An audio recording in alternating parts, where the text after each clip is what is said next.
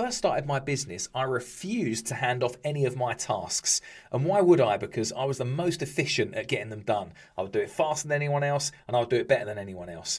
And I really felt like a productivity machine. I'd work from 6 a.m. to 6 p.m. and I would just slog it out and get it done, and no one could match my workload. I'd literally be doing the work of 2 or 3 people in a day.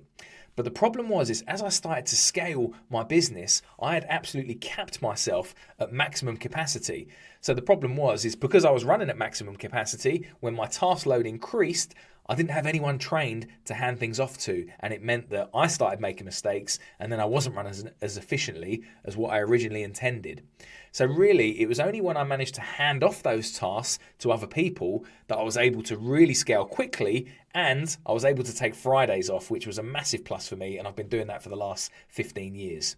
So the moral of the story, if you want to go slow, don't let go. If you want to go fast, hand off those tasks.